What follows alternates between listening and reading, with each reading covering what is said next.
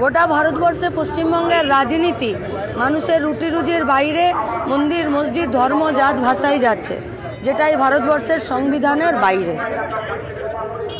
আলোচনাটা রাজনৈতিক নেতাদের জনপ্রতিনিধিদের এইটাই হওয়া উচিত, পশ্চিমবঙ্গের রেগার কাজ চালু হবে কিনা। মালদা মুর্শিদাবাদে গঙ্গাপদ্মা ভাঙনে সরকারি টাকা অ্যালট হবে কিনা, সেই টাকা দুর্নীতি হবে নাকি সেই টাকা মানুষের কাজে ব্যবহার হবে। আবাস যোজনায় সব ঘর মানুষ পাবে কিনা, আমাদের রাজ্যের পরিযায়ী শ্রমিকরা রাজ্যে ফিরতে পারবে কিনা, বা পরিযায়ী শ্রমিক হিসাবে তাদের ভবিষ্যৎ কতটা সুরক্ষিত হবে। ইস্যু যতদিন না এগুলো থাকবে, যে ইস্যুতে ওরা টেনে নিয়ে যেতে চাইছে সেই ইস্যুতে আমরা লাল ঝান্ডা থাকতে চাইছি না।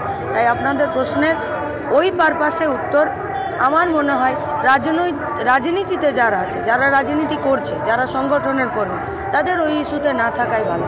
কারণ নন ইস্যু যখন ইস্যু হয়ে যায় তখন মানুষের রুটি রুজির ইস্যুগুলো হারিয়ে যায়।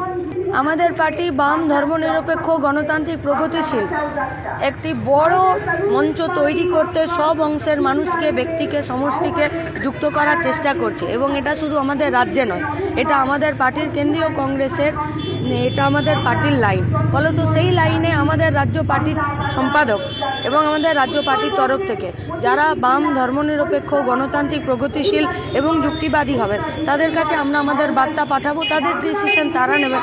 এবারে পার্টিকুলার ওনার সঙ্গে আমাদের রাজ্যের সম্পাদক কথা বলেছেন কিনা সেই বিষয়ে আজকে আর কিছুক্ষণ পরেই মোহাম্মদ সেলিম চলে আসবেন, উনি বলবেন। ইনসাফ যাত্রা, বাংলা বাঁচাও যাত্রার মাঝখানেও প্রতিটা দিন এ পশ্চিমবঙ্গের বুকে লাল ঝান্ডার কর্মীরা, বামপন্থী বিভিন্ন সংগঠনের কর্মীরা প্রত্যেকটা দিন মানুষের রুটি রুজির ইস্যুতে রাস্তাতেই আছে। সেটা তো পার্টি বলবে, আমি তো এক্ষুনি বললাম আমাদের পার্টির কেন্দ্রীয় কমিটির যে পার্টি কংগ্রেস হলো, সেখানে আমরা এই পলিসি গ্রহণ করেছি। বাম ধর্মনিরপেক্ষ গণতান্ত্রিক প্রগতিশীল যুক্তিবাদী ব্যক্তি গোষ্ঠী সমষ্টিকে নিয়ে আমরা বড় মঞ্চ তৈরি করে আমরা ইলেকশনে, নির্বাচনে আমরা একসঙ্গে থাকতে চাই। আমি তৃণমূল নেতা খুন, প্রত্যেক গত মাসেও কালিয়াচকে বেশ কয়েকজন খুন, কি বলবেন? তার মানে এটা পরিষ্কার হয়ে গেল যে রাজ্যের পুলিশ প্রশাসন একেবারে অপদার্থ হয়ে যাচ্ছে, আর যিনি মাথায় আছেন তিনি রাজ্যের মুখ্যমন্ত্রী, তিনি একাধারে পুলিশ মন্ত্রী। ফলত তাদের কন্ট্রোলে এ পশ্চিমবঙ্গের গুন্ডারাজ কন্ট্রোলে নেই। তাহলে গুন্ডারাজ খতম করতে গেলেই সরকারকে উৎখাত করতে হবে। আপনিই তো বললেন বছরের শুরু থেকে এখন অবধি 3টে খুন। যদি একই এলাকায় 3টে খুন হয়ে যায়, এরপরেও যদি আপনারা বলেন যে না উনি সফল, তাহলে সফল।